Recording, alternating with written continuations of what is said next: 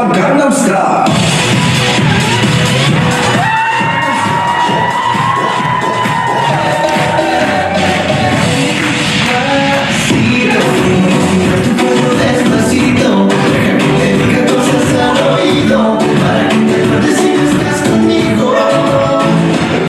I'm shuffling.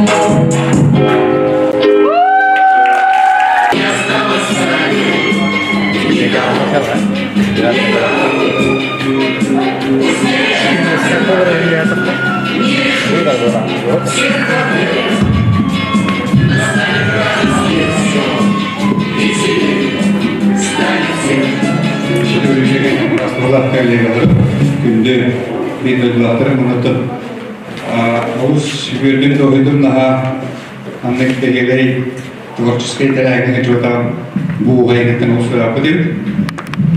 Daha gördüm. Aktivitelerden anlık tворческой değerli şu dallar anlık yaptık. Körkülüğü belirli bunlardan daha pozitif emosiyon üstünden daha bir oluşuyor. Anton Jülü ve beğenin atışlarından daha burada. Точнее, bağların zorluğunda. Bir bildiği repertuar buldum, biraz bilmiyorum. İki gece de bildi. Onu ataya bırakıp bir şey bildim. O yüzden Allah bilmedi baktım, benim duydum, benim kolektivim. Я как постоянно без полачер, потому что ты видишь, что это лачут. Он это натурально, даже если вместе там говорят. Почетной грамотой награждается команда, занявшая второе место в конкурсе клуба веселых находчивых «Школьный переполох» среди учительских команд. Команда «МАФИЯ бессмертна».